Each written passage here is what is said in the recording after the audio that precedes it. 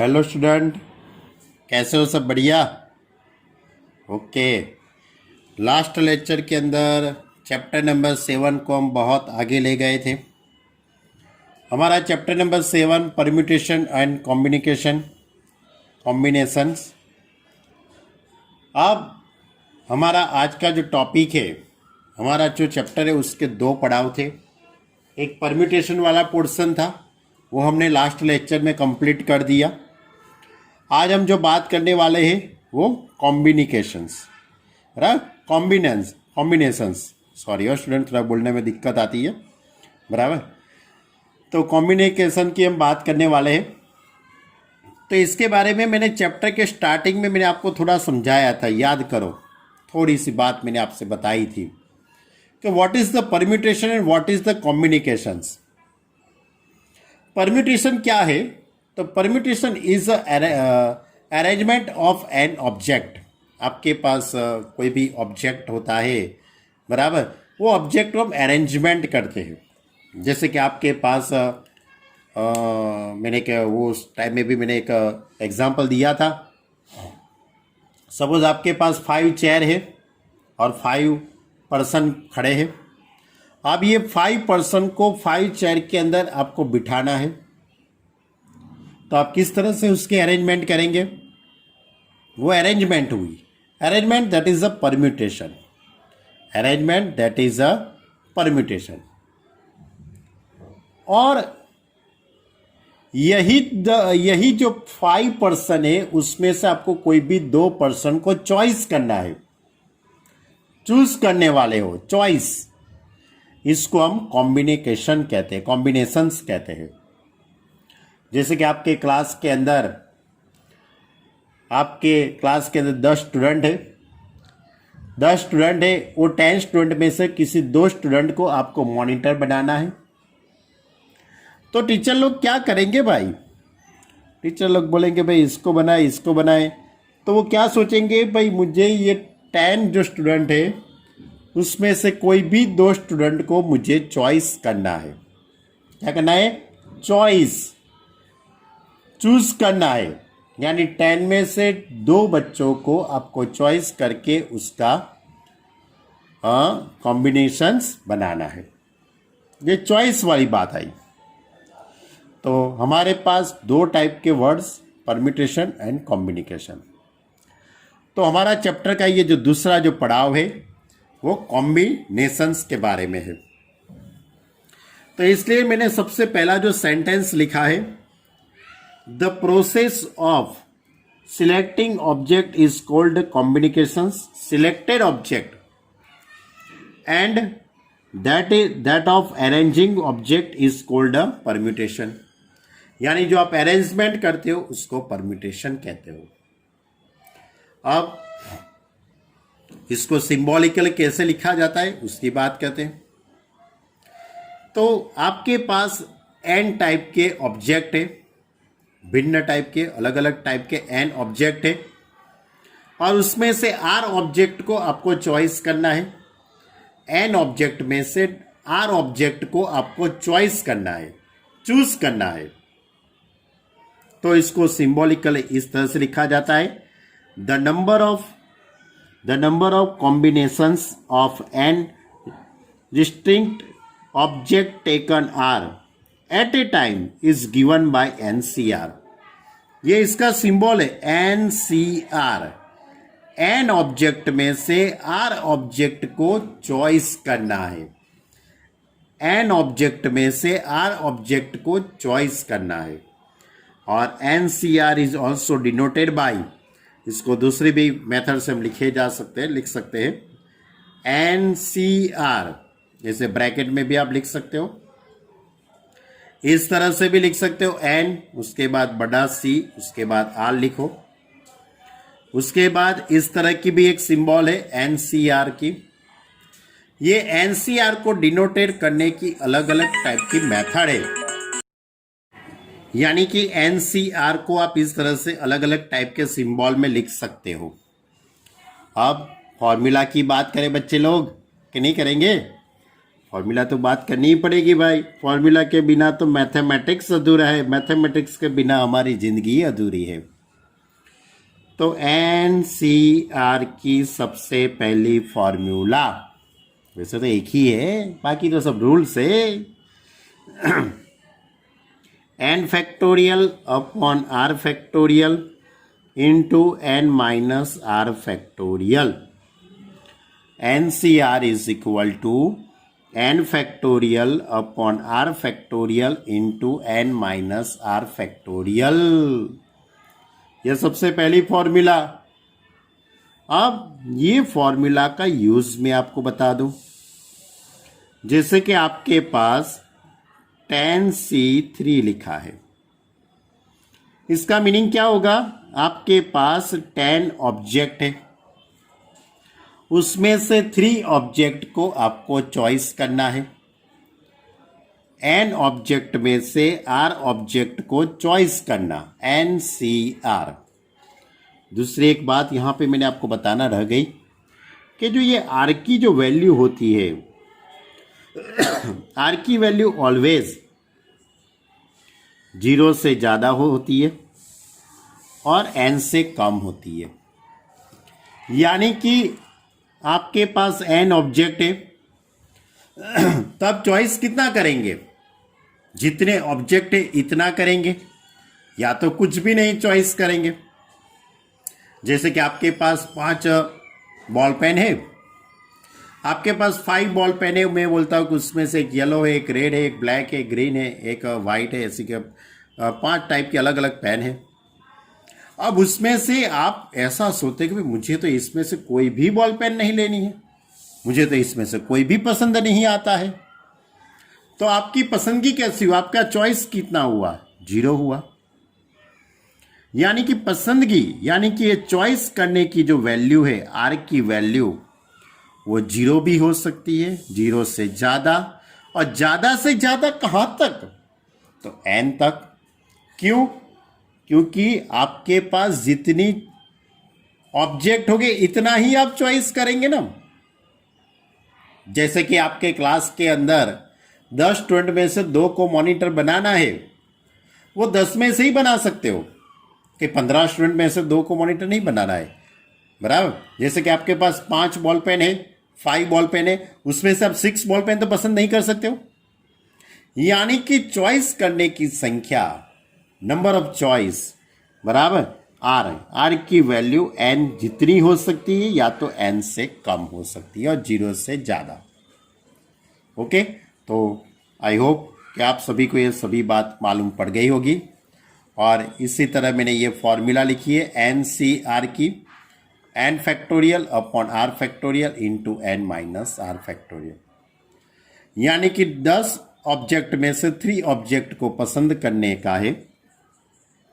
अब मैं ये फॉर्मूला अप्लाई करता हूँ, तो 10 factorial, n that is 10, r that is 3, यानी 3 factorial into n minus r, यानी 10 माइनस 3, 10 माइनस 3 फैक्टोरियल, तो is equal to n factorial upon 3 factorial into 7 factorial. अब इसका सिंप्लीफाई देने में ध्यान रखना, 10 फैक्टोरियल यानी 10 इंटू 9 इंटू 8 इंटू 7 से अटक जाता हूँ भाई, क्योंकि अपॉन में 7 फैक्टोरियल है, तो 7 फैक्टोरियल कट हो जाएगा। और 3 फैक्टोरियल यानी 3 इंटू 2 इंटू 1, 7 फैक्टोरियल कट, 3 3 ज़ा 9, 2 4 ज़ा 8, यानी कि 3 और 4 12 मल्टीप्लाई 10 करेंगे तो आपका आंसर कितना होगा? 120। 10 मल्टीप्लाई 12 तो 120। यानी कि इसका मीनिंग ये हुआ कि 10 ऑब्जेक्ट में से कोई भी 3 ऑब्जेक्ट को चॉइस करने की मेथड, हाउ मेनी टाइप से आप उसको चॉइस करते हो, तो 120 तरीके से आप उसको चॉइस कर सकते हो। अब यही क्वेश्चन में फिर से दोहराता हूं, tan(c)(3). आप सोचते कि सर ये फिर से ये क्यों, कोई दूसरा लीजिए ना। लेता हूं, पहले ये तो समझिए। माना कि आपको tan(c)(3) के लिए NCR की फॉर्मूला नहीं लगानी है, तो उसका सिंप्लीफाई भी आप दे सकते हो, थोड़ा दिमाग लगा के। बहुत इजी मेथड है। यहां पे कितना है 3, ऊपर कितना है 10, तो आपको 10 को 10 × 9 × 8 यानी कि 10 से स्टार्ट करके एक एक 1 by 1 1 को सब्ट्रैक्ट करके 3 फैक्टर आपको ऊपर लिखने हैं।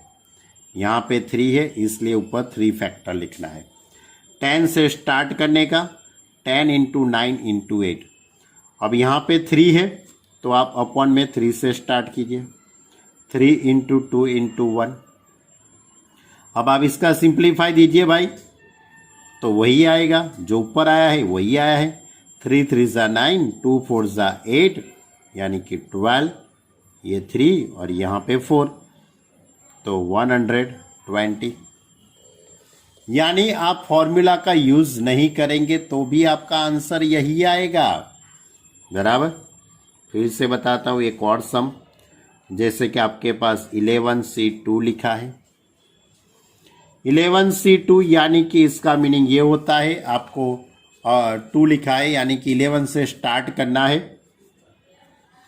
11 से स्टार्ट करना है, 11 × 10/2 × 1 बराबर। यहाँ पे 2 है इसलिए 11 से स्टार्ट कीजिए, 1 सब्ट्रैक्ट करेंगे तो 10 आएगा, तो यहाँ पे 5 यानी 11 5 = 55। बहुत सारे सम आप बना सकते हो, जैसे कि आपके पास है 12C4। 12 ऑब्जेक्ट में से 4 ऑब्जेक्ट को आपको चॉइस करना है। 12C4 इसको भी आप इस तरह से लिख सकते हो। कहाँ से स्टार्ट करना है, 12 से स्टार्ट कीजिए आप। कहाँ से स्टार्ट करना है 12, 1 सब्ट्रैक्ट करो 11, 1 सब्ट्रैक्ट करो 10, 1 सब्ट्रैक्ट करो तो 9। अब मत सब्ट्रैक्ट मत करना भाई, क्यों, 4 चाहिए ना, हो गए 4 नंबर। देखो 12 11 10 9 हो गए 4। अब यहाँ पे 4 है तो 4 × 3 × 2 × 1। अब यहाँ पे 4 3 = 12, ये 4 3 = 12 कट हो जाएगा। 2 5 यानी 9 5 = 45, 9 5 = 45 मल्टीप्लाई 11 कर दीजिए, यानी कि इसका जो भी आंसर आता है मेरे हिसाब से शायद 595 आता है। आप कैलसी से कर लेना यदि गलत हो तो, बराबर। तो अब आपको मालूम पड़ गया इस तरह की बातें। तो ये हमारा सबसे पहली फॉर्मूला थी, यानी सबसे पहली मेथड थी। कौन सी, NCR। क्या था, NCR is equal to n factorial upon r factorial into n minus r factorial. और इसके अकॉर्डिंग मैंने ये बहुत सारे सम लिए, आप भी बहुत सारे सम बना सकते हो और उसकी प्रैक्टिस कर सकते हो। क्लियर। चलो अब दूसरी बात बताता हूं। सेकंड नोट, मैंने यहां पे NCR की फॉर्मूला लिखी है। क्या लिखी है, n factorial upon r factorial into n minus r factorial. अब ये फॉर्मूला में आप जरा ध्यान से देखिए, n factorial upon n minus r factorial, ये जो इतना जो ये टर्म है वो NPR की फॉर्मूला है कि नहीं है भाई, सोचो। NPR की फॉर्मूला है तो मैं अब ऐसा लिख सकता हूं, NCR is equal to NPR upon R factorial लिख सकता हूं ना। अब ये R फैक्टोरियल को हम सामने ले जाते हैं तो NPR is equal to r factorial into n C r. ये एक टाइप का रिलेशन हुआ, परम्यूटेशन एंड कॉम्बिनेशन के बीच का एक रिलेशन हुआ कि n P r is equal to r factorial into n C r. Clear? चलो अब दूसरी एक बात बताता हूं बच्चे लोग। दूसरी बात है, मेरे पास एन सी जीरो की वैल्यू क्या होगी? यानी कि आपके पास 10 ऑब्जेक्ट है, 10 ऑब्जेक्ट में से आपको कोई भी ऑब्जेक्ट चॉइस नहीं करना है, तो उसका आंसर क्या आ सकता है? एन सी जीरो का आंसर क्या आ सकता है बच्चे लोग? मालूम है, 1 आता है। किस तरीके से?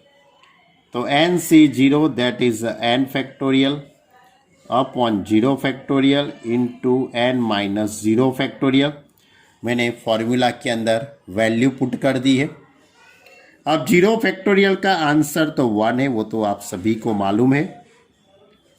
यानी कि n फैक्टोरियल अपॉन 0 फैक्टोरियल का आंसर 1 है upon n factorial. n factorial cut हो जाएगा तो 1 आंसर आएगा। यानी कि आपको अब याद रखना है एन सी जीरो की वैल्यू 1 होती है।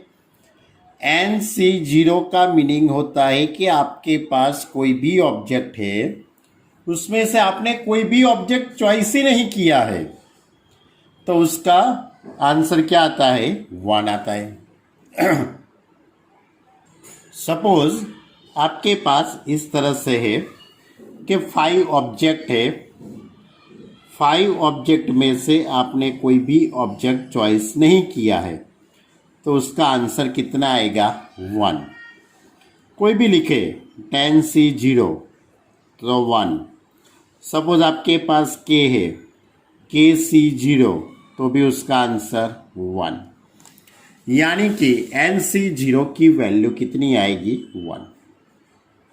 चलो अब आगे की एक प्रॉपर्टीज समझाता हूं मैं आपको।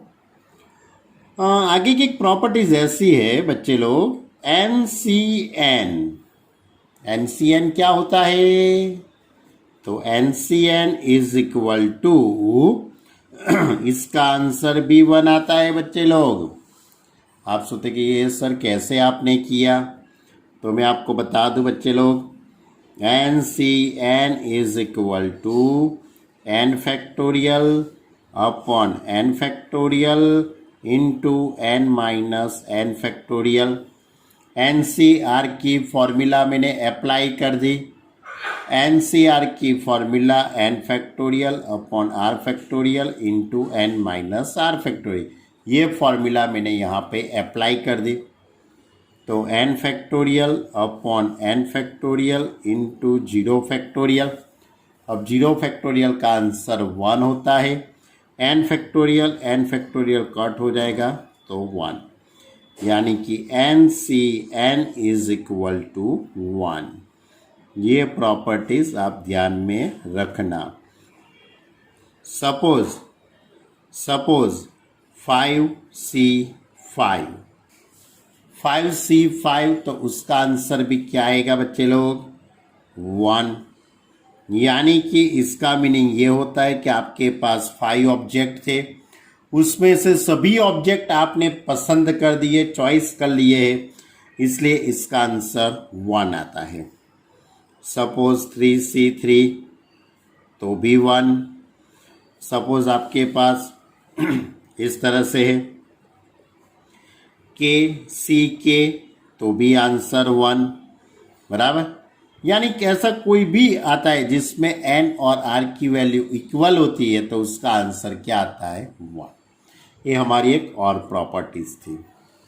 दूसरी एक बात बताता हूं बच्चे लोग, properties number 5, NCA is equal to NCB, NCA is equal to NCB।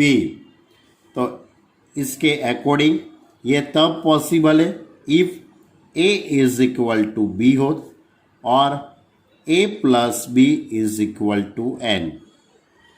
NCA is equal to NCB, इन दोनों का आंसर इक्वल कब हो सकता है? जब ए और बी इक्वल हो या तो इन दोनों का एडिशन n होता है। इसके लिए मैं आपको एक सम बताता हूं। सपोज आपके पास 10C3 और 10C7 इन दोनों का आंसर इक्वल है। क्यों? क्योंकि इन दोनों का एडिशन 10 होता है। आपको वेरीफाई करना है, तो मैं वेरीफाई करके बताता हूं बच्चे लोग।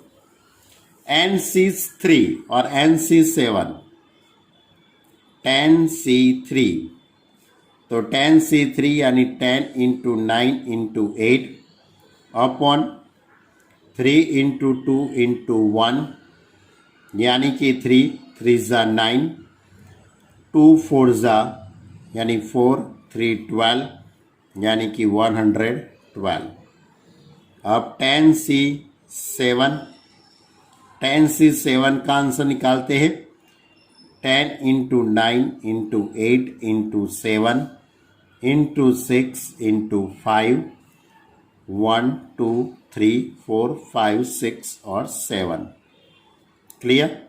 अपॉन में 7 से स्टार्ट करूंगा।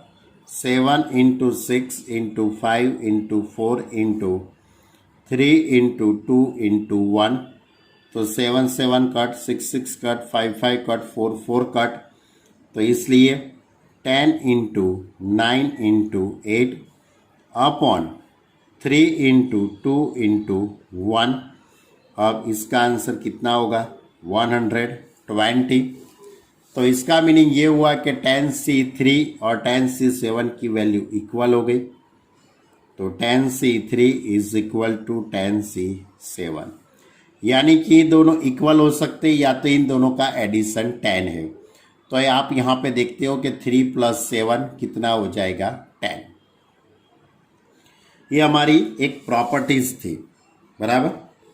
इसके अकॉर्डिंग एक दूसरी भी एक प्रॉपर्टीज है, मैं आपको बताता हूँ, जिसका यूज़ ज़्यादातर कम होता है, लेकिन आपकी जानकारी के लिए बता दूँ। NCR इज इक्वल टू, मैं NCn-R लिख सकता हूँ।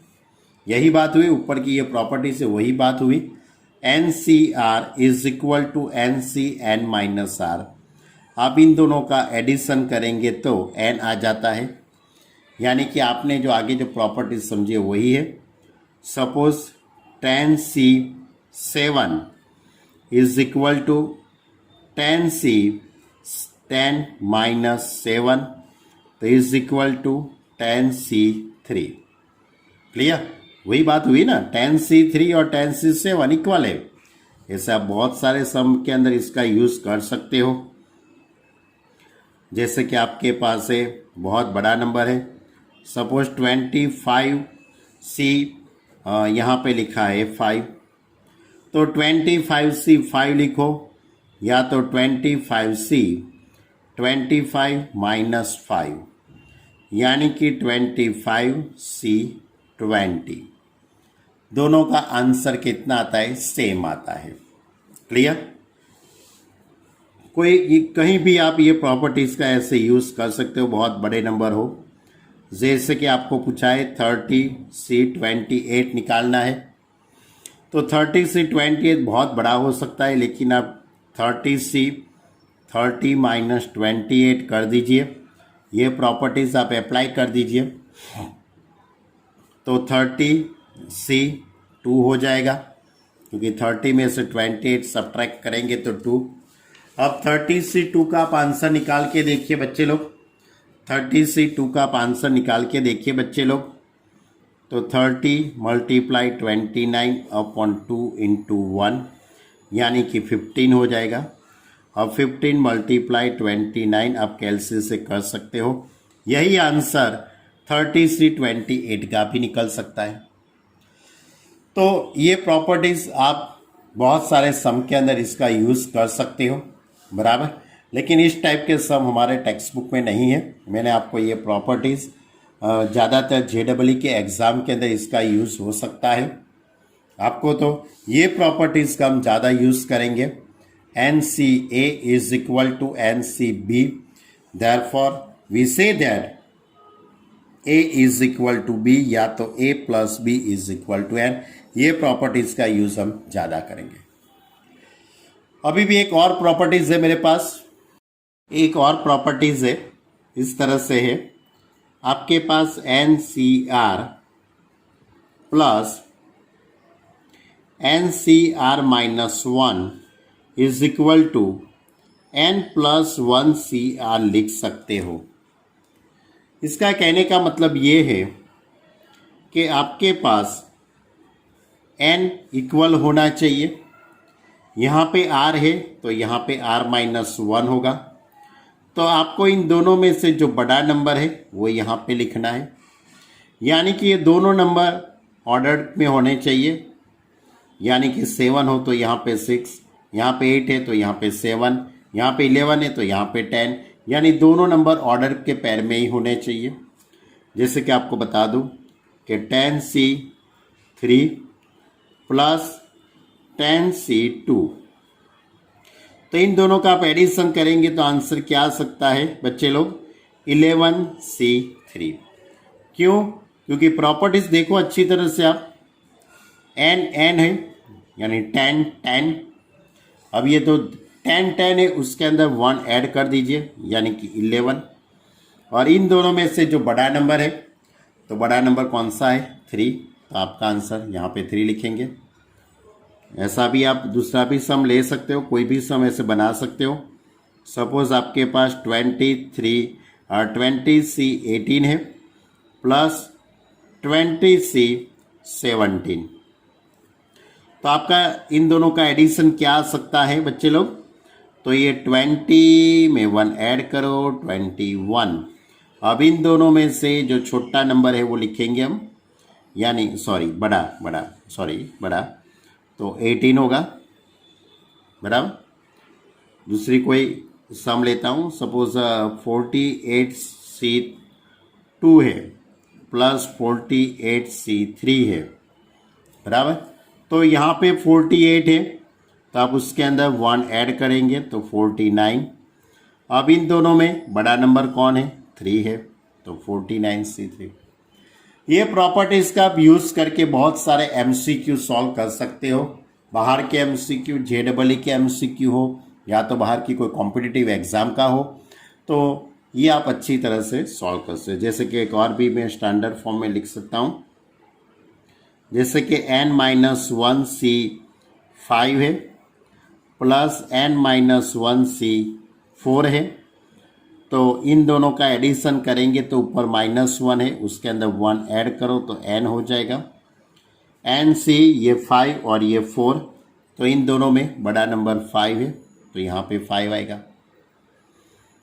और भी मैं एक सम ले सकता हूँ, जैसे कि आपके पास N+1C6 लिखा है, यहाँ पे लिखा है N+1C7 लिखा है, तो आप इन दोनों का एडिशन क्या लिखेंगे बच्चे लोग? क्या लिखेंगे सोचो? यहाँ पे N+1 है ना, तो उसमें 1 ऐड कीजिए तो N+2। C ये 6 और ये 7, इन दोनों में बड़ा है 7। मालूम पड़ा आपको? इस तरह से हम प्रॉपर्टीज का यूज करेंगे। ये थी नई बातें आज के लेक्चर की। आज के लेक्चर की बोलो या तो ये चैप्टर की बोलो बच्चे लोग, बराबर, कि एक्सरसाइज 7.4 अब स्टार्ट करते हैं। एक्सरसाइज 7.4 के अंदर ये 2, 3, 4 फॉर्मूला का बहुत ज़्यादातर यूज़ होता है। हमारा जो टॉपिक है कॉम्बिनिकेशन, कॉम्बिनिकेशन यानी कि NCR की फॉर्मूला, उसका हम ज़्यादा यूज़ करेंगे। NCR की जो फॉर्मूला है वो सभी बच्चे आपको याद होगी, फिर से मैं आपको बता देता हूँ। NCR यानी कि n factorial upon r factorial into n-r factorial, इसका मैं यूज़ करूँगा। और इसका यूज़ मैं इस तरह से नहीं करूँगा, इसका यूज़ मैं इस तरह से नहीं करूँगा। मैं किस तरह से करूँगा बच्चे लोग? इस तरह से करूँगा। 10C3, यहाँ पे 3 है इसलिए इसे 3 डिजिट लिख देने के ऑर्डर पैर में, 1 को सब्ट्रैक्ट करके, यहाँ पे 3 है तो 3 से स्टार्ट कीजिए अपॉन में। मैं ये मेथड का सबसे ज़्यादा यूज़ करूँगा। ओके, तो आई होप कि आपको मेरी जो भी बातें हैं वो सभी मालूम पड़ गई होगी। यदि किसी को मालूम नहीं पड़ा है तो आप मेरा पर्सनली भी कांटेक्ट कर सकते हो मेरे फ़ोन पे, या तो मुझे कांटेक्ट करिए व्हाट्सएप पे, मुझे बताइए कि सर ये मुझे मालूम नहीं पड़ता, फिर से दोबारा समझाओ तो मैं उसको समझाऊंगा। लेकिन कंफ्यूजन नहीं, कंफ्यूजन में नहीं रहने का बच्चे लोग। जो लोग कंफ्यूजन में रहते वो कभी भी अपने इरादे मजबूत नहीं कर पाते। आपके इरादे मजबूत करो, बराबर, तो आपको क्या बनना है वो भी डिसाइड कर लो। आपको जो भी बनना है इसके लिए इरादे मजबूत होने चाहिए, दिमाग के अंदर कोई कंफ्यूजन नहीं होना चाहिए, बराबर, तो आप इजीली बन सकते हो जो भी बनना है वो। चलो अब आज हम एक्सरसाइज 7.4 स्टार्ट कर दे बच्चे लोग। बहुत बातें कर दी मैंने आज आपसे, बराबर। तो एक्सरसाइज 7.4 का ये फर्स्ट क्वेश्चन इस तरह से है बच्चे लोग कि if, question number 1, if NC8, question लिख रहा हूं, पहली बार है इसलिए लिख रहा हूं, बाकी नहीं लिखूंगा। NC8 is equal to NC2, then find NC2। तो आपको NC8 is equal to NC2 दिया है, उसके पर से आपको NC2 की वैल्यू फाइंड करने की है बच्चे लोग। कर लेते हैं, इसमें कौन सी बड़ी बात है। NC8 is equal to NC2। अब भी मैंने आपको प्रॉपर्टीज समझाई थी। कौन सी प्रॉपर्टीज याद दिला दूं। NCA is equal to NCB, then if NCA is equal to NCB, then A is equal to B हो सकता है, A is equal to B हो सकता है, या तो A plus B is equal to N हो सकता है। तो NC8 is equal to NC2, इसका इसके साथ कंपेयर कीजिए, आप कंपेयरिंग कीजिए। तो A इज इक्वल टू 8 और B इज इक्वल टू 2, तो देयरफॉर ये फॉर्मूला के according A plus B is equal to N, यानी 8 plus 2 is equal to N, that is N is equal to 10। Therefore N की value आपको 10 मिल गई। अब N की वैल्यू 10 मिल गई है, लेकिन आपको क्या फाइंड करना है बच्चे लोग, आपको क्या निकालना है, NC2 फाइंड करना है, NC2, and that is 10C2। अब 10C2 कैसे निकालेंगे, 10C2 कैसे निकालेंगे, तो 10C2 that is 10 multiply 9/2 into 1। अभी ये मैंने मेथड समझाई थी ना आपको, वही मेथड का मैंने यूज़ किया है। तो आंसर कितना आएगा, 45, क्योंकि 2 5 ज़ा 9 5 ज़ा 45। ये था हमारा क्वेश्चन नंबर 1।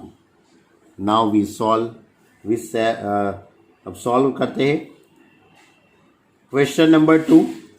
उसमें पहला क्वेश्चन इस तरह से है, डिटरमाइन n की वैल्यू फाइंड करनी है। First question, 2NC3 ratio NC3 is equal to 12C1। क्या दिया है बच्चे लोग क्वेश्चन में, अच्छी तरह से देखो। 2NC3 जेम यानी अपॉन में NC3 is equal to 12C1।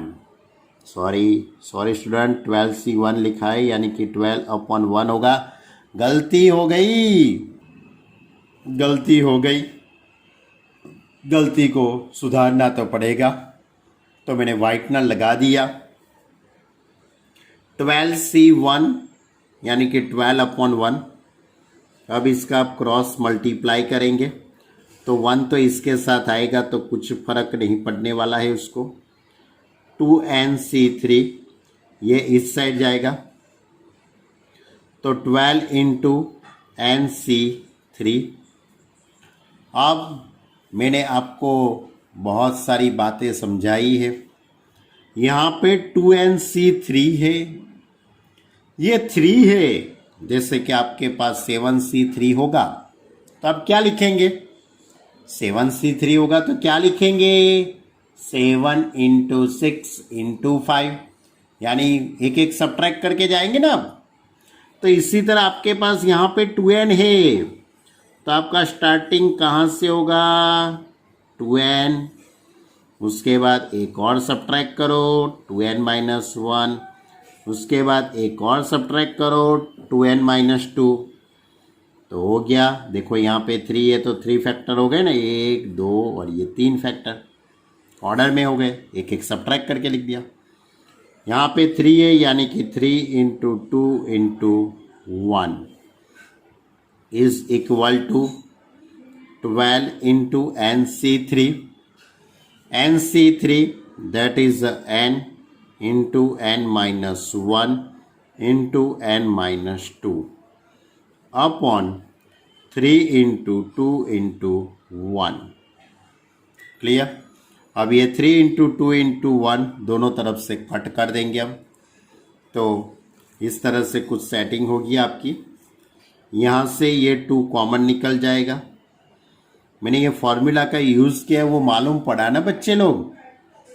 यहाँ पे 3 था इसलिए आपको 2n से स्टार्ट करने का और 3 फैक्टर आपको यहाँ पे ऑर्डर में लिखने हैं, एक एक को सब्ट्रैक्ट करके। और 3 है तो यहाँ पे 3 इंटू 2 इंटू 1, इसी तरह यहाँ भी। अब इसमें से मैं 2 को कॉमन लेता हूँ तो ये 2 इसके साथ मल्टीप्लाई में आएगा तो 4 हो जाएगा।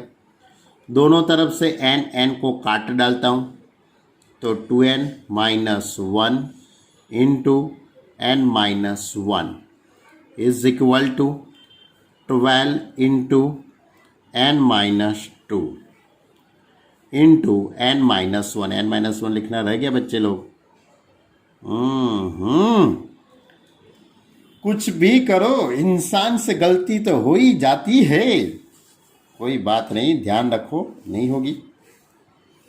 चलो कोई बात नहीं, दोनों तरफ से n माइनस 1 कट हो जाएगा तो 4 into 2n minus 1 is equal to 12 into n minus 2। 4 3 ज़ा 12, therefore 2n minus 1 is equal to 3 into n minus 2। अब आप 3 को मल्टीप्लाई में ले लीजिए तो यानी कि इस तरह से हो जाएगा 2n minus 1 is equal to 3n minus 6। अब 3n minus 2n is equal to 6 minus 1, therefore n is equal to 5। Clear? ये स्टेप सबसे IMP स्टेप है, बाकी तो सब इजी है। बराबर मालूम पड़ गया? चलो इसी तरह से क्वेश्चन नंबर 2 है। चलो दूसरा क्वेश्चन, वही मेथड का, वही बातें है। n फाइंड करना है। क्या फाइंड करना है? n। तो 2nc3 जेम upon nc3 is equal to 11 upon 1। अब क्रॉस मल्टीप्लाई करता हूँ तो 2nc3 is equal to 11 into nc3। अब 2nc3 that is 2n into 2n minus 1 into 2n minus 2 upon 3 into 2 into 1 is equal to 11 into nc3 n into n minus 1 into n minus 2 upon 3 into 2 into 1। अब यहाँ से 2 common ले लेंगे तो ये 2 4 हो जाएगा, तो 4n into 2n minus 1 into n minus 1 is equal to 11n into n minus 1 into n minus 2। दोनों तरफ से 3 इंटू 2 इंटू 1 कट हो जाएगा। अब दोनों तरफ से n माइनस 1 भी कट हो जाएगा, n भी कट हो जाएगा, तो क्या रहेगा बच्चे लोग आपके पास 4 into 2n minus 1 is equal to 11 into n minus 2। Clear? अब आप ब्रैकेट को हटा दो तो 8n minus 4 is equal to 11n minus 22। अब 8n को सामने ले जाते हैं तो 11n minus 8n is equal to 22 minus 4। 11 में से 8n को सब्ट्रैक्ट कर दो तो आपके पास रहेगा 3n। 22 में से 4 को सब्ट्रैक्ट कर दो तो 18 रहेगा, therefore n is equal to 6। Clear? आगे क्या, जैसा ही सम था, कुछ चेंजिंग नहीं था, लेकिन आपको थोड़ा ध्यान यहाँ पे देना पड़ेगा। ये स्टेप ही बहुत IMP स्टेप है ये दोनों। 2nc3 यानी 3 factor 2n minus 1 2n minus 2, nc3 n minus 1 n minus 2। यहाँ पे 3 है इसलिए अपॉन में 3 इंटू 2 इंटू 1, यहाँ पे 3 है 3 इंटू 2 इंटू 1। बस यही स्टेप IMP है, बाकी तो सब सिंप्लीफाई है, आप इजीली समझ सकते हो। चलो अब 1 2 3 थोड़े का प्रैक्टिकली सम भी ले। तो मैंने आपको समझा है उसका मीनिंग क्या होता है, मैंने आपसे इतनी सारी बातें की है, उसका मीनिंग क्या होता है वो तो मुझे आपको समझाना पड़ेगा ना। तो क्वेश्चन नंबर 3, क्वेश्चन नंबर 3 इस तरह से है, how many child can be drawn through 21 points on a circle. How many child can be drawn through 21 point on a circle. यानी कि ये सर्कल है, ये सर्कल पे 21 पॉइंट है। कितने पॉइंट है बच्चे लोग? 21 पॉइंट है। ये पहला पॉइंट, ये दूसरा पॉइंट, ये तीसरा पॉइंट, ये चौथा पॉइंट, ऐसे कितने सारे पॉइंट है? 21 पॉइंट है भाई। अब आपको चाइल्ड फाइंड करना है, यानी कि लाइन सेगमेंट। सपोज ये मैंने ड्रॉ किया, ये लाइन सेगमेंट AB, इसको हम क्या कहते हैं? चाइल्ड, बराबर। By joining any 2 point we can get child by joining any 2 point. So here the, यानी कि यहाँ पे आपके पास ये 2 पॉइंट वो सर्कल पे ही होने चाहिए।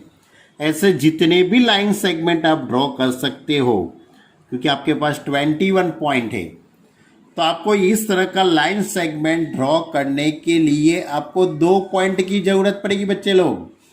कितने पॉइंट? 2 पॉइंट की जरूरत पड़ेगी। Therefore we say that number of child that can be drawn from 21 points, that number of child that number of child that can be drawn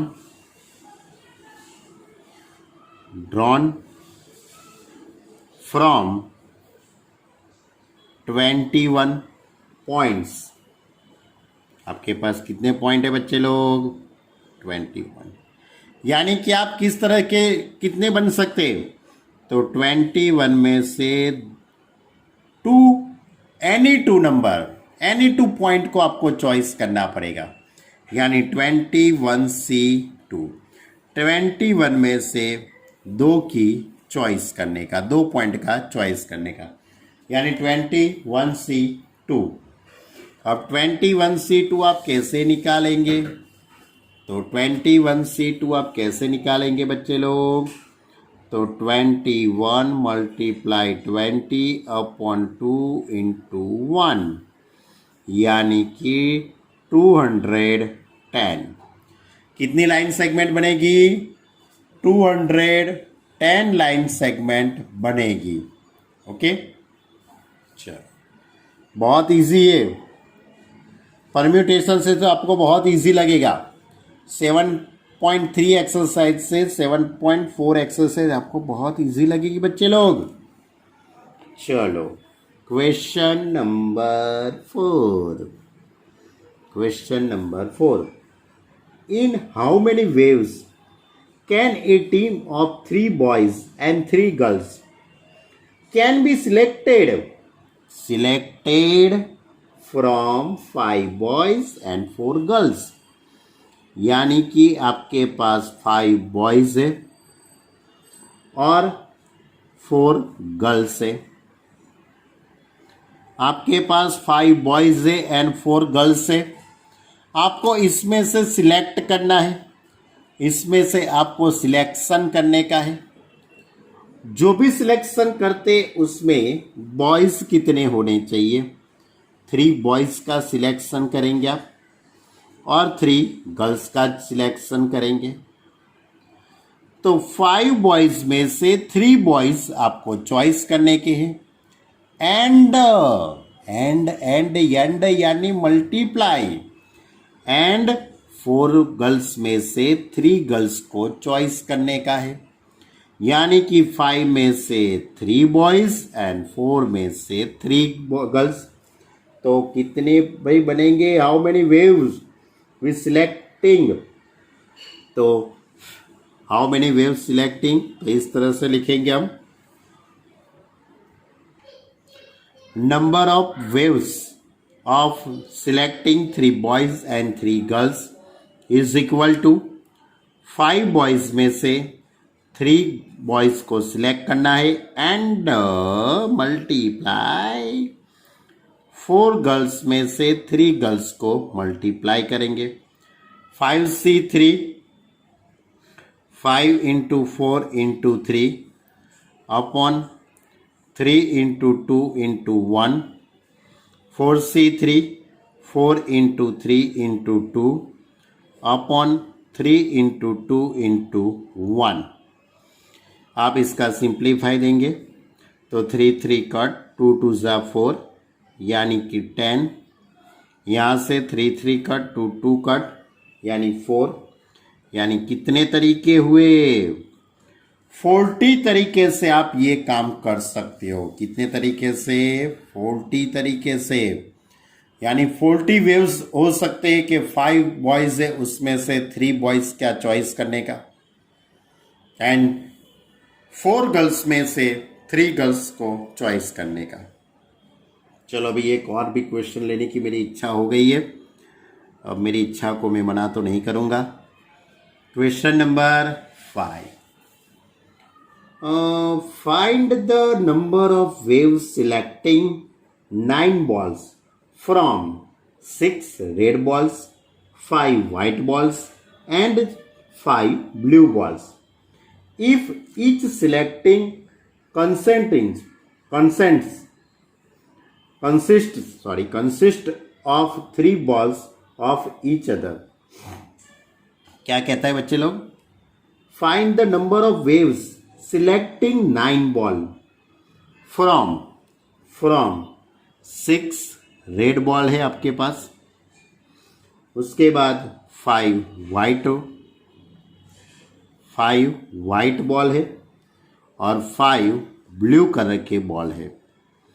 अब आपको क्या करना है? 9 बॉल का चॉइस करने का, इसमें से 9 बॉल चॉइस करने का है।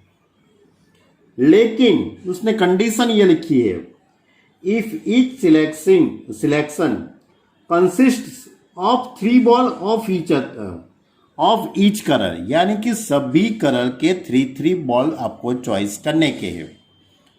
सभी कलर के 3 बॉल चॉइस करने के, यानी कि रेड में से भी आपको 3 बॉल चॉइस करने के हैं, व्हाइट में से भी 4 बॉल आपको चॉइस करने के हैं, और ब्लू में से भी आपको 3 बॉल चॉइस करने हैं।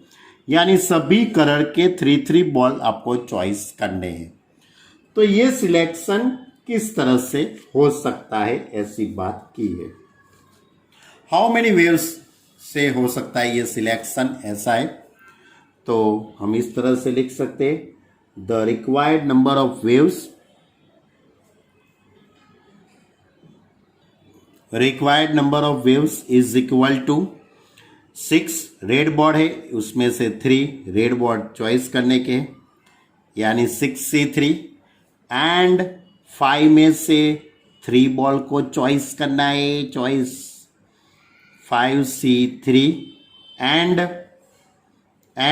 यानी मल्टीप्लाई 5 ब्लू बॉल है, उसमें से 3 बॉल का चॉइस करना है, यानी 5C3।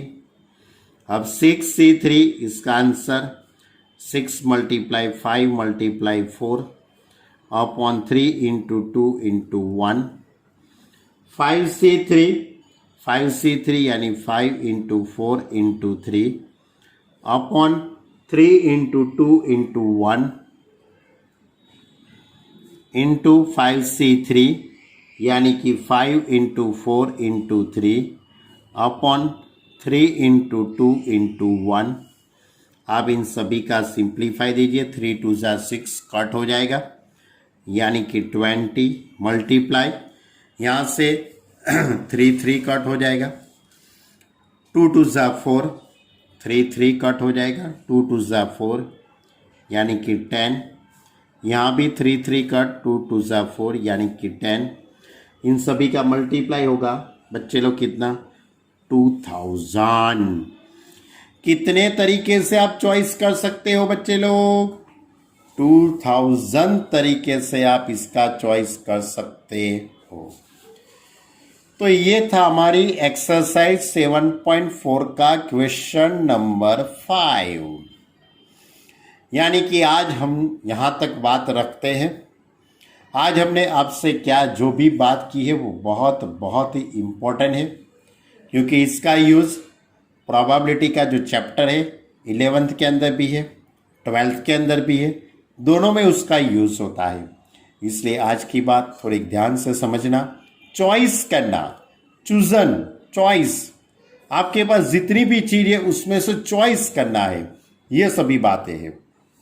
ओके, आप सभी बातों को अच्छी तरह से 2 टाइम्स 1 टाइम्स 3 टाइम्स लिखो, ऐसी मैं आशा रखता हूँ। बराबर, कितनी प्रॉपर्टीज, जितनी भी मैंने प्रॉपर्टीज आपको समझाई उसको 2-3 बार उसकी प्रैक्टिस करो, और सभी सम 1 टाइम्स लिखो और अच्छी तरह से समझो। किसी को भी मालूम नहीं पड़ता है वो मुझे पर्सनली कांटेक्ट कर सकते हो आप। मेरा मोबाइल नंबर तो शायद सभी बच्चों के पास है ही। यदि कोई बच्चों के पास मेरा मोबाइल नंबर नहीं है तो ये नंबर पे मेरा कांटेक्ट कीजिए, 9825454083। 24/7 आवर्स में आपकी सेवा में उपस्थित रहूँगा। बराबर, आप इसका यह कांटेक्ट करके भी मुझे बता सकते हो, सर मुझे ये नहीं समझ पड़ता, ये नहीं मालूम पड़ता, ये सर ये कैसे आपने मल्टीप्लाई कर दिया, वो सब क्या करते हो, वो सब ये सब बातें, तो मैं आपको ये सभी बातें समझा सकता हूँ। Okay student, bye. अच्छी तरह से वर्क करना बच्चे लोग, बाय।